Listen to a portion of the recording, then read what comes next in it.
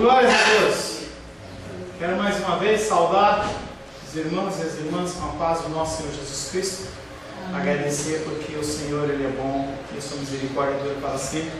O Senhor Ele nos concede mais um dia de vida, mais um dia em que nós podemos...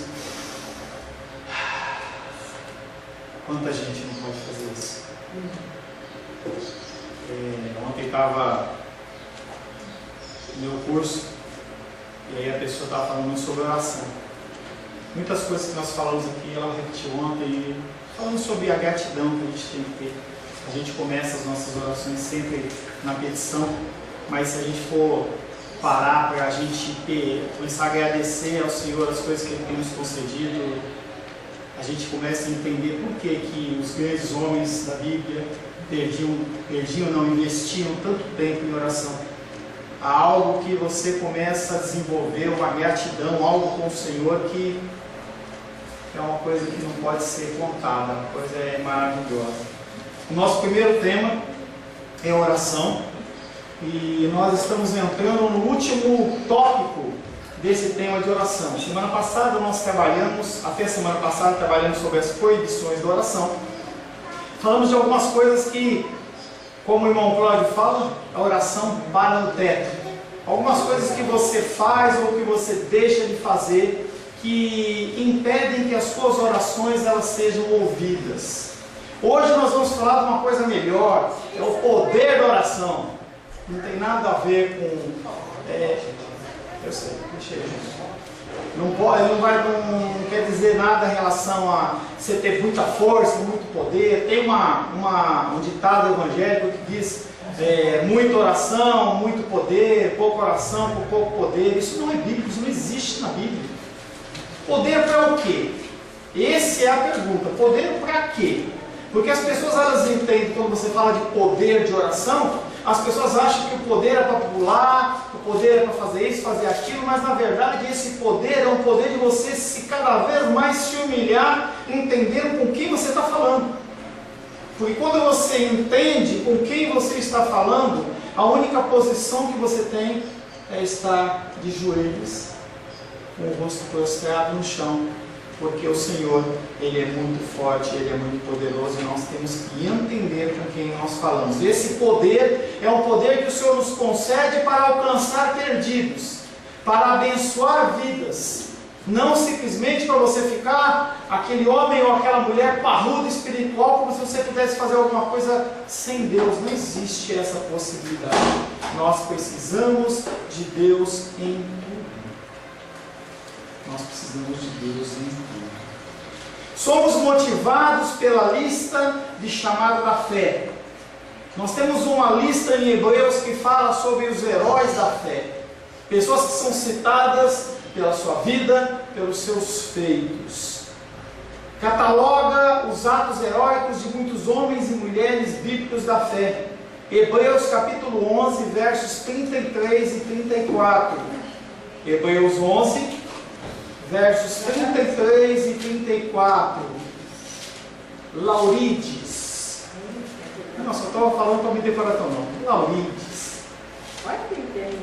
Você que está na internet ouve eu falando Laurides, eu estou repetindo para ver o nome da nossa visitante. Hebreus capítulo 11, versos 33 e 34. Alguém lê, por gentileza? Os quais, por meio da fé, subjugaram reis, praticaram a justiça, obtiveram promessas, fecharam a boca de leões, extinguiram a violência do fogo, escaparam ao fio da espada, da fraqueza tiraram força, fizeram-se poderosos em guerra, puseram em fuga exércitos de antigos. Apesar desse texto não se falar de quem está falando, é muito fácil identificar. Os quais, por meio da fé, subjugaram reinos, praticaram a justiça e obtiveram promessas. É isso aí, a gente fala de uma gama total e completa dos cristãos. Fecharam a boca dos leões.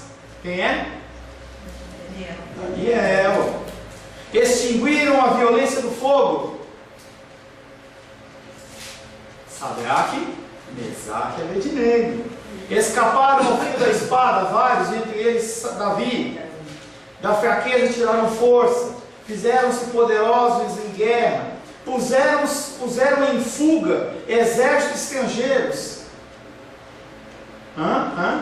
Quem?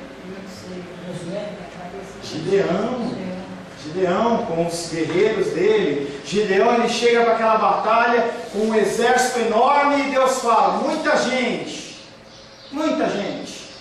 manda um pouco desse embora. Quem estiver cansado, quem não tiver afim, quem tiver com medo, vai embora. Aí 80% do exército vai embora, e aqueles que ficam já olham com temor. E aí Deus olha e fala assim: tem muita gente. Aí colocaram eles para beber água, dependendo do jeito que a pessoa bebia água, esses mandam embora. Sobra 300 pessoas para guerrear, não lembro o número, mas algo da ordem de 10 mil, 100 mil, uma coisa desse tipo. E aqueles malucos sobem lá em cima do monte, descem gritando. Aaah! E o povo, ó, quem guerreou? Foram os homens ou foi Deus? Mas essas pessoas, elas se colocaram na presença de Deus. Com certeza alguém orou, alguém se colocou na presença de Deus e falou: Deus, o Senhor mandou o exército embora, agora é contigo, agora o Senhor dirige isso aí. As Escrituras não nos apresentam um catálogo semelhante dos heróis de oração, mas essa lista pode ser facilmente construída. Seguindo o mesmo formato usado pelo autor de Hebreus, examinemos uma lista parcial das realizações da oração. Parcial, porque a todo momento Deus faz algo através da oração de alguém. Não ache que a tua oração não tem sentido. Tudo acontece segundo o desígnio de Deus, mas Ele coloca-nos como instrumentos da sua vontade. Pela oração, o coração de Esaú foi mudado para com Jacó, para que se encontrasse de maneira amigável e não hostil. O que Jacó tinha feito com Esaú? Roubado a primogenitura. O que mais? O que Jacó fez com Esaú? E Jacó, vocês sabem que é da Bíblia? Sim? Teólogos? Ele vai lá, rouba a bênção dele, roubou a primogenitura, roubou a bênção. No final ele se veste com aquela capona lá, engana o pai, e o nome dele significa usurpador. Ele chega lá, o pai já cego, e o pai o abençoa. Quando Esaú chega: pai, trouxe o carneiro, o bicho lá, preparei. Não, mas eu já comi. Foi de novo Jacó. E ele fala: vou matar esse cara, deixa meu pai morrer, eu mato ele. E ele, sai fugido. Depois de um tempo que ele vive lá com Labão, constitui família, e ele decide voltar porque Labão estava roubando os bens dele. Ele lembra: Esaú vai me matar. E aí ele cria uma série de coisas, série de artifícios. Quando ele está de frente de Esaú, ele cai de joelhos. Muita oração. Deus, muda o coração dele. Muda o coração dele. Pela oração.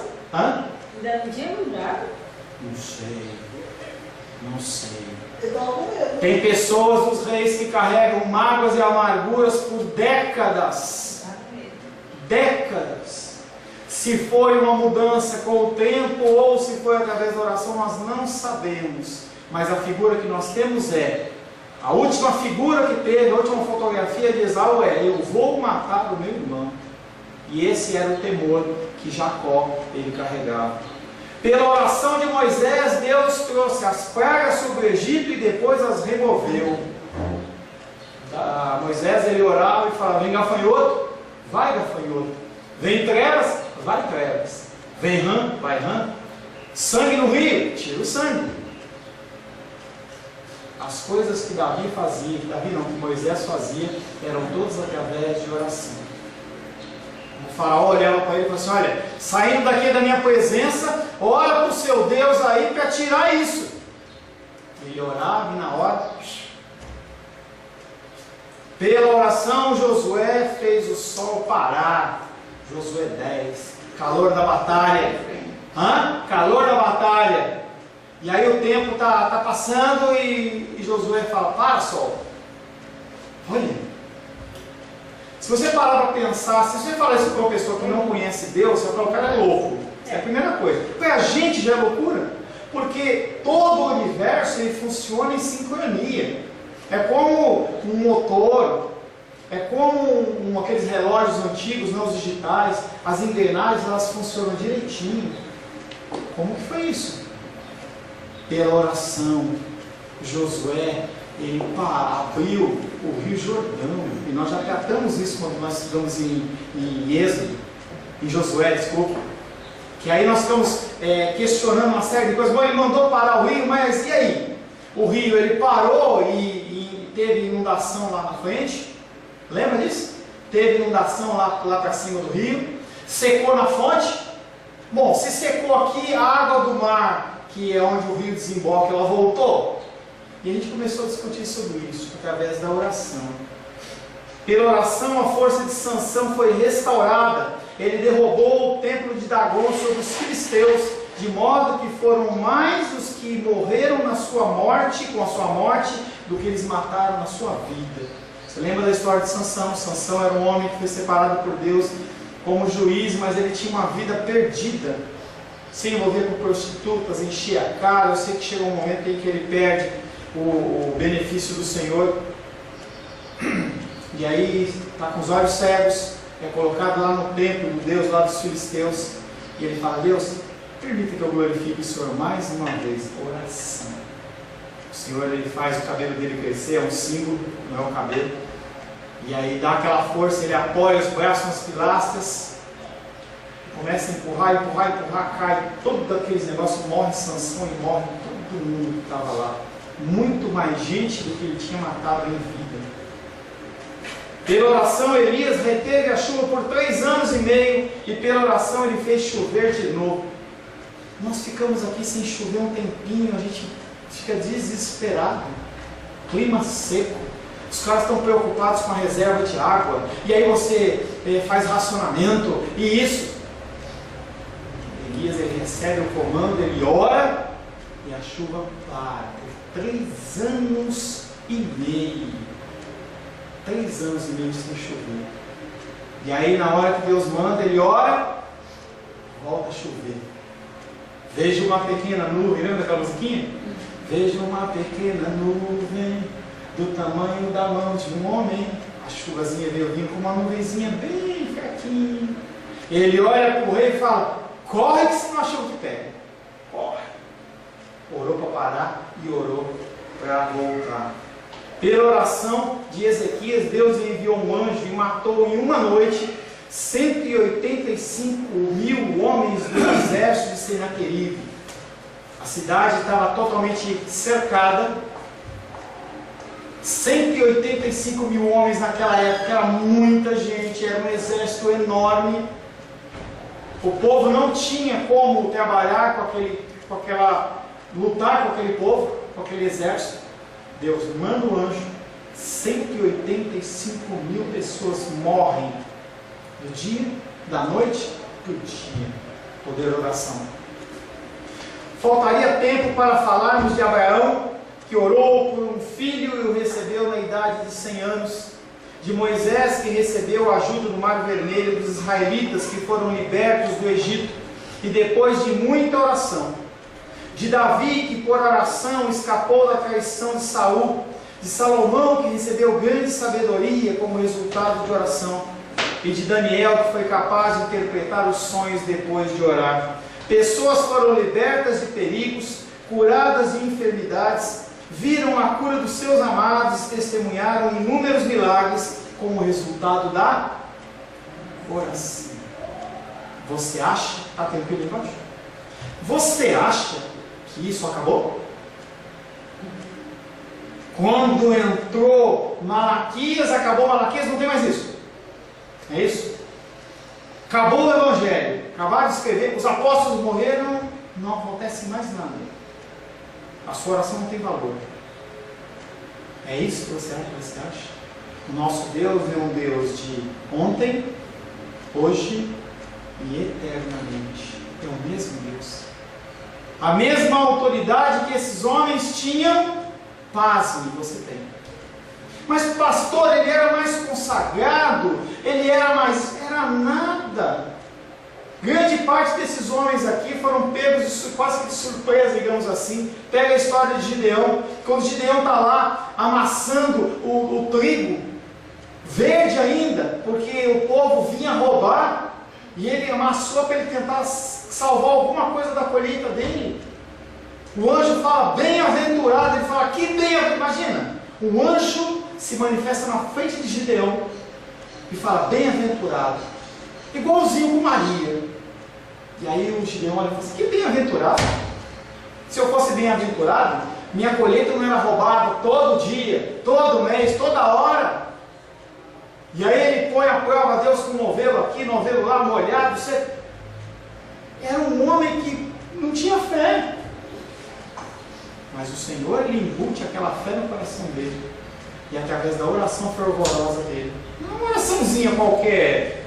Não é uma oração que eu chego para você e falo assim, ora por mim aqui, pastor Paulo. Abençoa a irmã dos reis aí por tudo, amém. Não é isso. A nossa oração tem que ser uma oração fervorosa, você tem que entender o que é que está passando na vida da pessoa, você tem que conversar com ela, e aí você entra no seu lugar de oração, e você realmente ora por ela, coloca o teu coração naquilo, independente de ser uma coisa pequena ou grande, para a pessoa naquele momento é grande, e nós somos colocados pelo Senhor nessa terra, para fazer essa diferença. Nós não estamos aqui nessa terra para passar. Bom, eu li uma frase num livro, que eu não sei se eu vou conseguir produzir, mas vou tentar. Para de reduzir a sua vida à sua vida. Para de reduzir a sua vida à sua vida. Deus tem algo melhor. E não é para você ser rico, não é para você ter um carro do ano, não é isso. Deus, ele pode te conceder, mas não é isso que ele está falando. Ele está falando de nossa autoridade, nosso poder, nosso relacionamento com Deus, nossa vida. É algo que você tem sacudido. Dedicar mais tempo a Deus. A nossa vida, ela passa como um clique. Pode ser que na semana que vem, pode ser que hoje à noite a gente já tenha notícia de que algum de nós tenha falecido. O pastor está amarrado, não é isso. O tempo do Senhor, ele é definido. E nós não podemos fazer nada a não ser viver intensamente. Que a gente acorda, trabalha, volta para casa, acorda, trabalha, é uma rotina. Será que Deus, ele criou você? Será que ele me criou? Será que ele nos liderou o Filho dele amado para morrer na cruz apenas para você ter essa vida, para eu ter a vida que eu tenho? Será? Eu acho que não. Eu acho que não. Pessoas foram libertas de perigos, curadas de enfermidades, viram a cura de seus amados e testemunharam inúmeros milagres como resultado de oração fervorosa.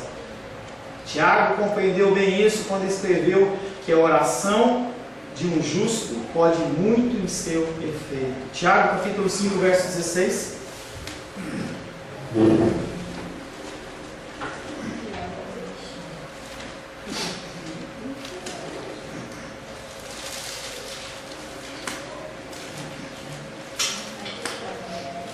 Confessai, pois, os vossos pecados uns aos outros, e orai uns pelos outros, para seres curados. Muito pode, com sua eficácia, a súplica do justo. Nós já falamos sobre a confissão de pecados, falamos que essa confissão é bíblica. Agora as pessoas, elas precisam começar a olhar para você e conseguir ver em você uma pessoa que pode sim ouvir uma oração. Pode ouvir sim uma confissão. E aí Tiago fala que nós temos que orar uns pelos outros para serem curados. As pessoas que estão enfermas, orem por elas. Mas eu não sou pastor, eu não sou bispo, eu não sou evangelista, eu tenho pouco tempo de igreja, eu não sei orar. Ore pelas pessoas, para que elas sejam curadas.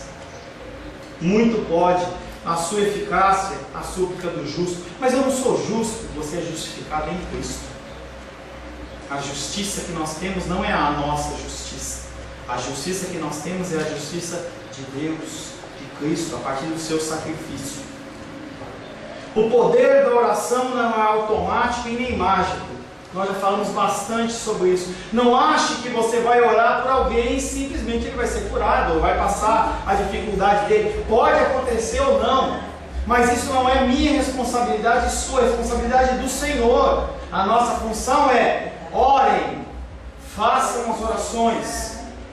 Há condições vinculadas às promessas da Bíblia concernentes à oração, e nós já falamos um pouco dentro das proibições, mas tem outras.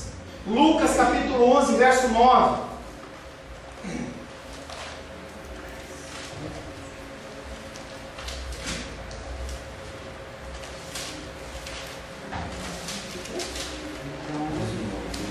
Lucas capítulo 11, verso 9. Por isso vos digo, pedi e dar-se-vos-á, buscai e achareis, batei e abrir-se-vos-á. E aí as pessoas elas pegam versículos como esse e acham que é para pedir coisa. A pessoa não lê nenhum contexto antes, nem o contexto depois. Ela vê uma frase que ela gosta, e aí ela simplesmente pega esse versículo e fala: eu vou usar porque eu quero uma Brastemp nova. A palavra de Deus está dizendo: pedi, dar-se-vos-á, eu quero uma Brastemp. Eu quero isso, eu quero aquilo. Leia o contexto antes e leia o contexto depois. Mateus 18, 19.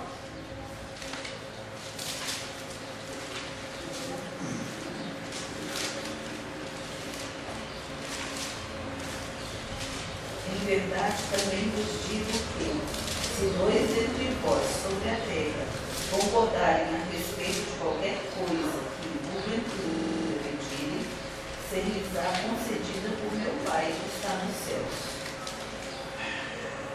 Qualquer coisa, que qualquer coisa? Que qualquer coisa que ele está falando aqui. Porque eu tenho certeza que você já reuniu com alguém para orar por um tema e você não recebeu. Será que a palavra de Deus está errada? Mateus 21, 22.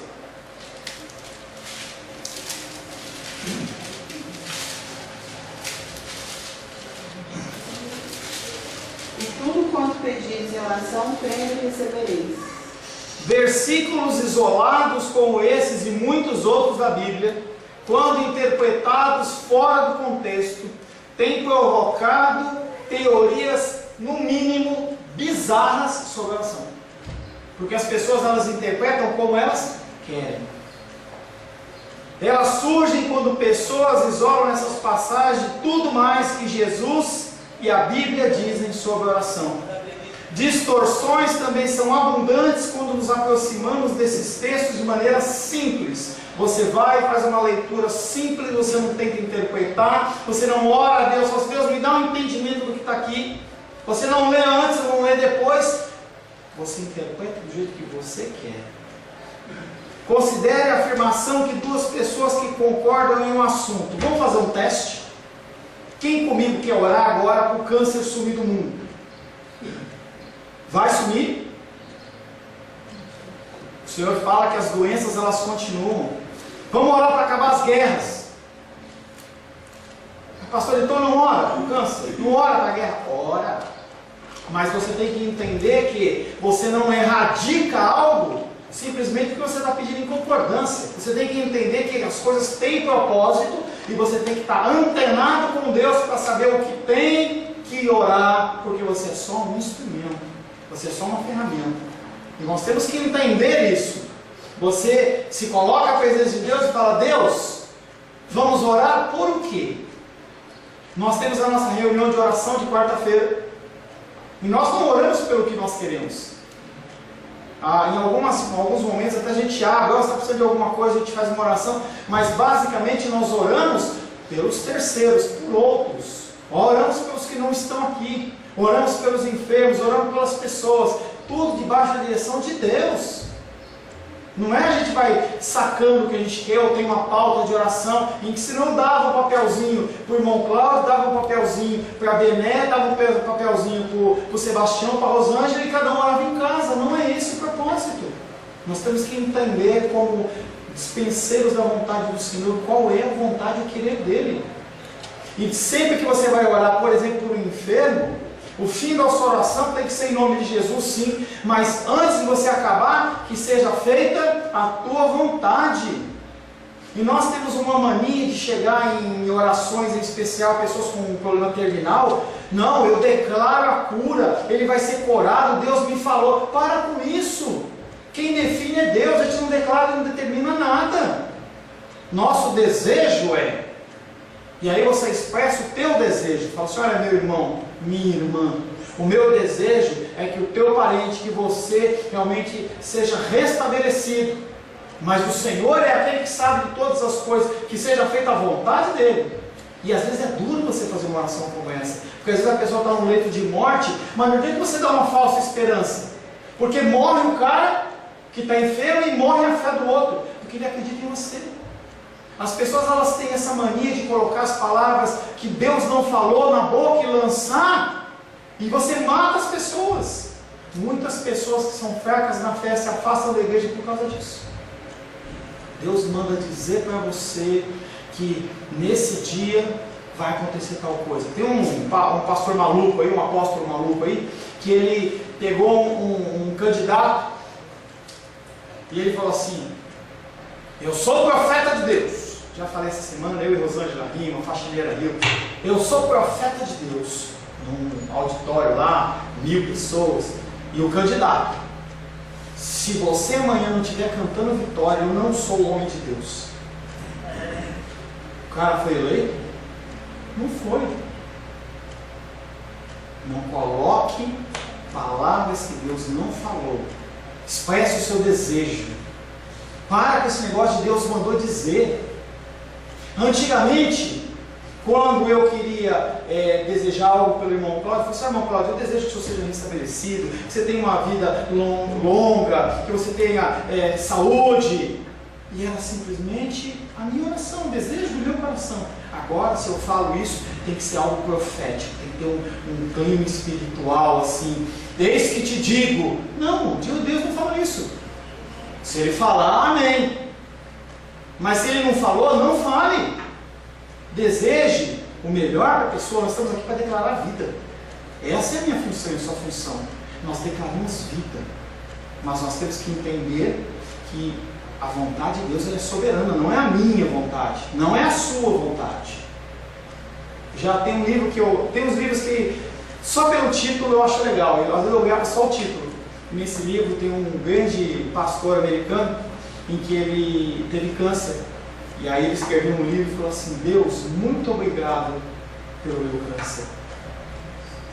Passou um tempo de dificuldade, que eu não tive câncer, se você teve algum tipo de enfermidade dessa, você sabe como a coisa é penosa. Mas ele conseguiu em algum momento da vida dele, através de Cristo, entender que havia sim um propósito naquela oração, naquela enfermidade, em que ele alcançou vidas. E a gente tem que parar com esse uiuiui e ai e começar a utilizar as coisas que o Senhor tem nos concedido para alcançar vidas. O apóstolo Paulo ora para Deus e fala: Deus, tira esse espinho de mim. As pessoas não têm definido se é o problema de vista, se é a sogra. Tem uns que brincam, diz que é a sogra. Não, as pessoas inventam um monte de coisa, mas não se sabe realmente qual é o problema que Paulo tinha. Mas ele rogava, não ele pedia, ele rogava. É um pouco mais forte. Gostou da sogra, né? E aí, Deus olha para ele e fala assim: não, Paulo, o meu poder, a minha vontade se aperfeiçoa na tua fraqueza. Essa enfermidade é eu que mandei. Ela está em você por um propósito, por um motivo. Não seria difícil achar dois cristãos que concordam em que livrar o mundo de guerras ou do câncer é uma boa ideia. No entanto, a oração deles quanto a esse assunto não realizaria automaticamente o seu desejo. A palavra de Deus indica que guerras ou doenças estarão no mundo até o tempo da volta de Cristo.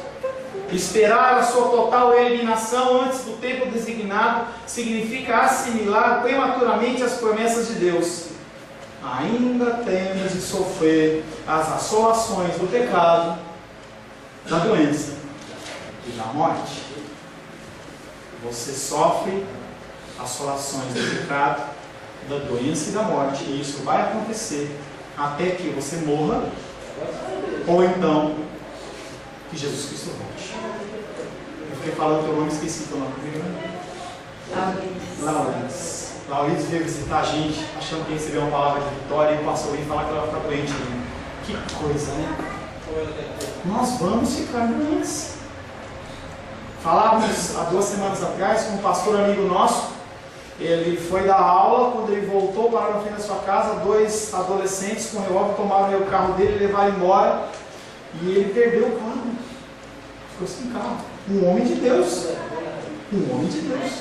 Nós sofremos assolações e enfermidades. Esse mundo é um mundo caído. É um mundo em que o pecado ele reina. E eu e você estamos suscetíveis a isso. Mas o cristão é aquele que sabe reagir biblicamente em relação a essas coisas. Conversava com ele na semana passada, falei assim, ei, teu coração está muito irado. Ele falou assim, no momento eu fiquei meio chateado, mas hoje eu já entendo que Deus ele tem um propósito. O propósito de roubar o meu carro e fazer eu ficar andando de ônibus com 2 crianças recém-nascidas, que Deus é esse? Não, ele entende.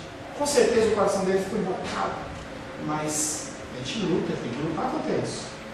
As pessoas olham as minhas reações e as suas reações em relação às coisas que nos são submetidas.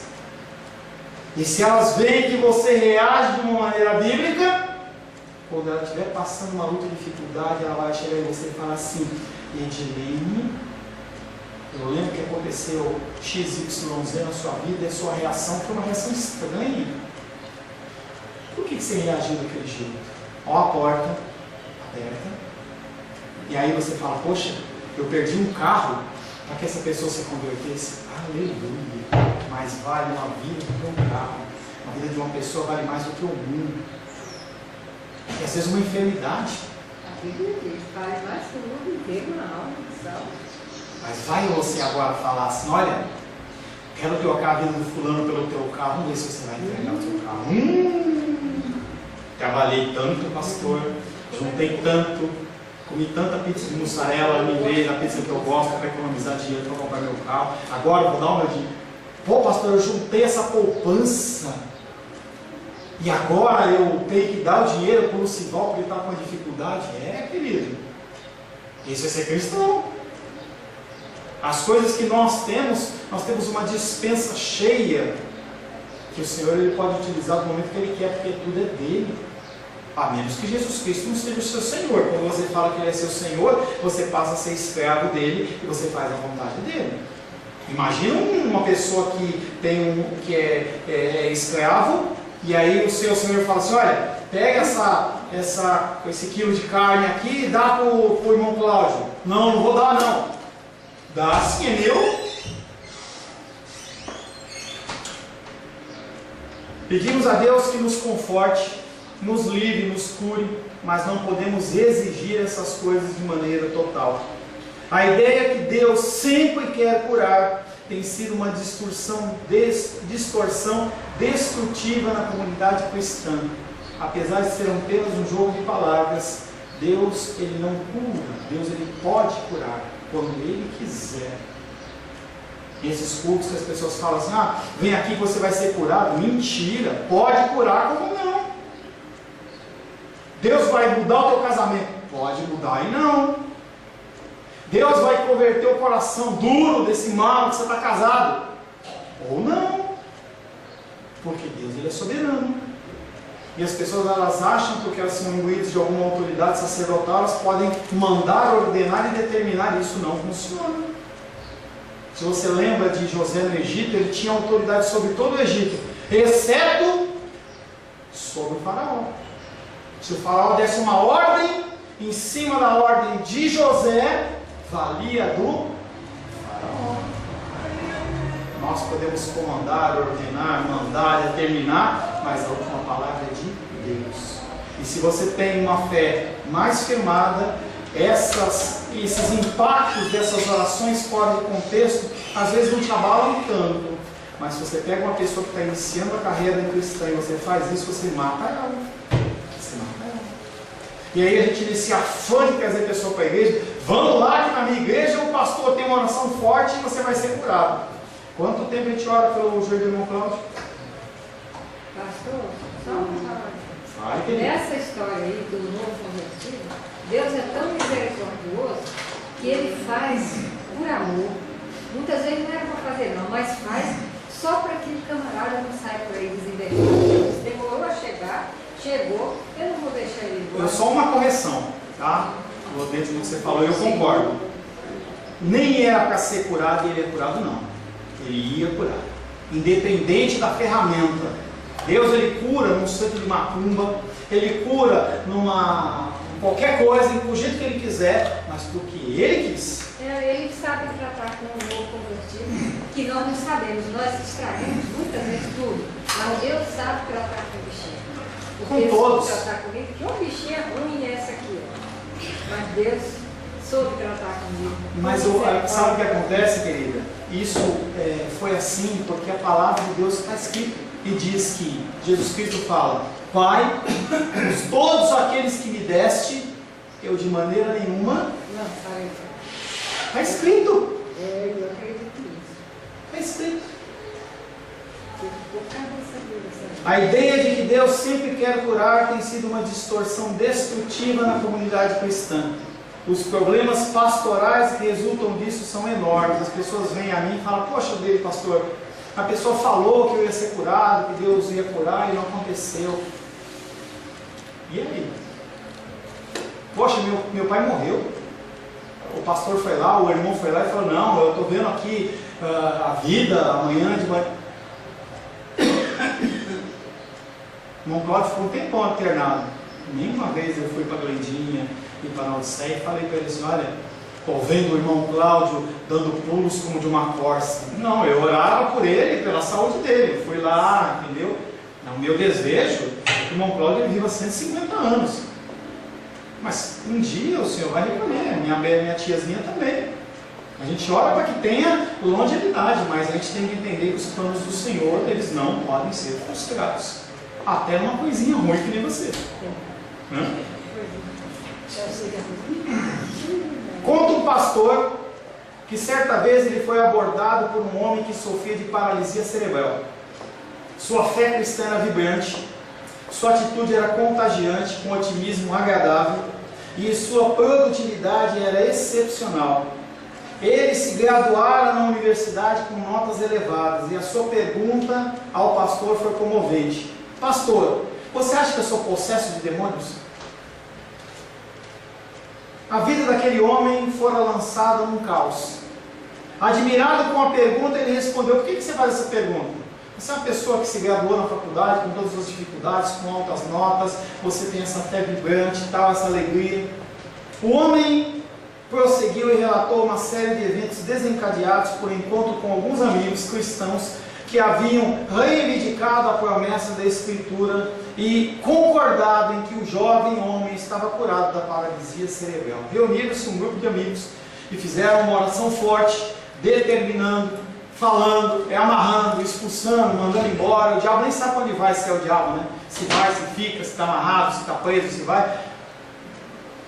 E aí, a hora que viram que o homem não estava curado, olharam para ele e falavam assim: eles haviam imposto as mãos sobre ele, fazendo a oração da fé e reivindicando a cura para ele. Quando se tornou evidente que ele não fora curado, eles primeiramente censuraram ele e falaram assim: Você não tem fé. Em seguida disseram que ele era culpado de algum pecado oculto que estava impedindo a cura. Por fim concluíram que ele estava possuído de alguns demônios e deixaram o homem com a alma atribulada. Seus amigos nunca consideraram que o erro poderia ser deles mesmos. Havia dado a impressão de serem zelosos cristãos cheios do Espírito. Suas ações revelaram no melhor a imaturidade, arrogância e presunção. Quando você lê o relato de Jó, você vê a situação igualzinha. Igualzinha. E aí, se Deus assim algum dia permitir, a gente vai estudar o livro de Jó, mas basicamente Jó era um homem muito próspero, com uma família muito grande. E aí tem toda uma conversa ali que, só para você pensar, não é Satanás. Satanás não vai na presença de Deus nunca. Tá? É um anjo do Senhor, a tradução está errada. Não vamos trabalhar isso não. Tá? Mas não importa. Sei que Jó, ele perdeu a finança dele, depois ele perdeu os filhos dele e depois ele perdeu a saúde dele. E a palavra de Deus diz que ele sentava no meio da cinza lá, que era uma simbologia de desgraceira, né? Pegava um pedaço de telha e ficava coçando, porque as feridas coçavam. Passa um tempo, passa 2 tempos, alguns amigos se reúnem a ele, começam uma discussão acalorada de teologia. Eles com suas barriguinhas cheias, com a sua saúde, com tudo em ordem, e começam a estabelecer um julgamento, e começam a pressionar Jó, até que o coração de Jó é revelado, e ele questiona Deus. E aí Deus entra na jogada, olha para ele e fala assim: quem é você, Jó? Onde você estava? E começa a ter um diálogo com Jó. Aparece um outro amigo dele lá, que é uma pessoa mais sentada, que repreende aqueles olham e falam assim: quem é você? Você é muito novo para chamar a atenção nossa. E aí, a hora que aqueles homens contemplam Deus falando com Jó, eles morrem de medo. E Deus fala para eles: ora por eles que eles precisam e não conhecem. E aí o Senhor vem e restaura. Mas focalizando nos amigos, nesses 3 amigos, eles foram lá como agentes do cão. A gente não pode ser agente de Satanás, agente da mentira, agente da desmotivação. Certa vez estava lá em São Paulo, eu e Rosana passando uma dificuldade financeira, e aí uma irmã diaconisa chegou para mim e falou assim: pastor, o que você tem? Você está assim? Eu falei assim: olha, estou com uma dificuldade financeira, tal. Olhou para mim com toda a autoridade espiritual e falou assim: pastor, você tem que ver a tua vida. Maldição sem causa não prospera. Eu fiquei tão triste naquela noite. Eu tentava levar uma vida piedosa com o Senhor, procurava orar, tentava levar uma vida correta. Já tinham sido oferecidas pessoas pedindo para fazer nota fiscal fria, para ganhar um dinheirão. Muito fácil, eu tinha dito não. E eu sei que eu tenho pecado, eu sabia que eu tinha erros e pecados, mas me deixou muito triste. E aí na outra semana a irmã veio falar comigo: pastor, eu quero pedir perdão para você. Eu falei: que foi, irmã? Nem lembrava mais. Eu falei aquilo assim, assado. Deus me atormentou a semana inteira, que Ele está trabalhando com o Senhor, que não tem coisa nenhuma aqui com consequência de pecado. A gente tem que parar de ser boca de Satanás. Nós estamos aqui no mundo para declarar vida.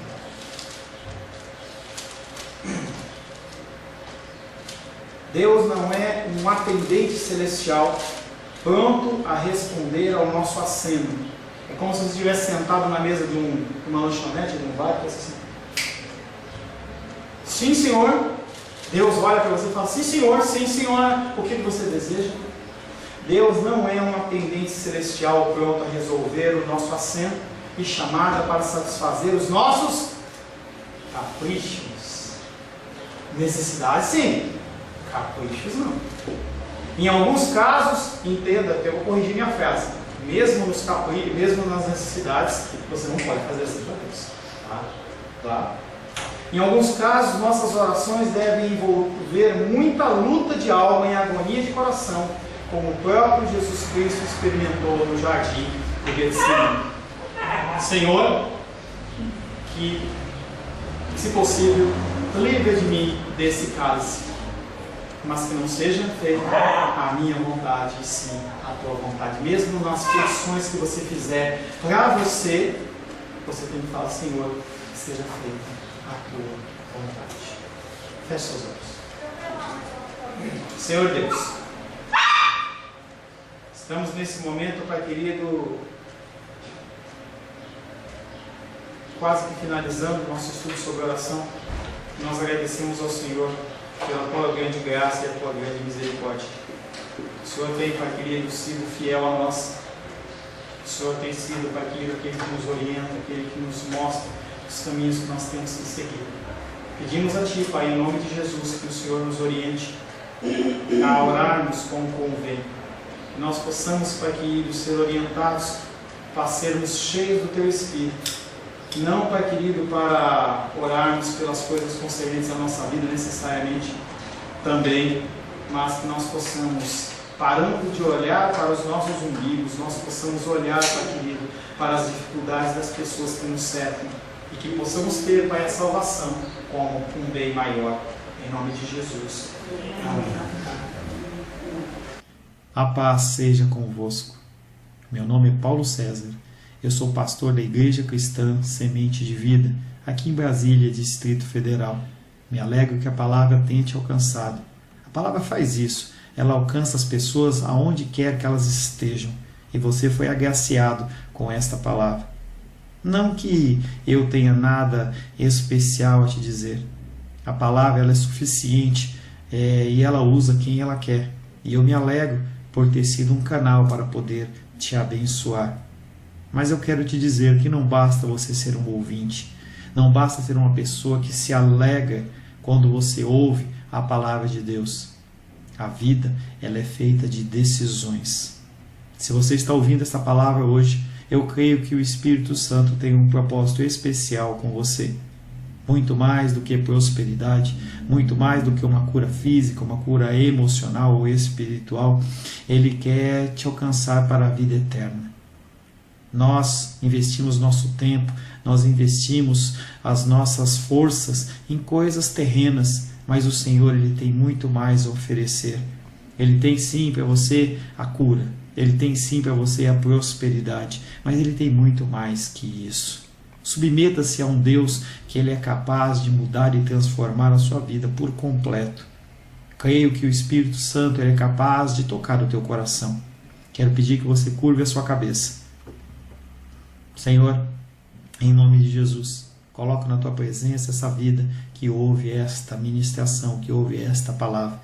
Pai, eu não tenho capacitação nenhuma, mas o teu Espírito Ele é capaz sim de tocar nesta vida, gerar nela mudança, transformação, arrependimento, e que ela possa simplesmente bater no peito, convencendo-se que é pecadora e que precisa de um Deus salvador. Não há um caminho a ti, meu Deus, que não seja através de Cristo. E eu lhe peço, Pai querido, que você alcance essa vida e Ele possa sim tomar uma decisão pessoal pelo Senhor, em nome de Jesus. Amém. Amém, meu querido. Amém, minha querida. Fico contente que você esteja ouvindo essa ministração até o fim. E peço que você não se limite a ouvir os cultos pela internet. Você procure perto da sua casa uma igreja, um lugar que proclame a palavra do Senhor. Eu oro para que o Espírito Santo te direcione nessa busca, porque muita coisa tem sido oferecida que não é o Evangelho. Eu abençoo a sua vida em nome de Jesus. Amém.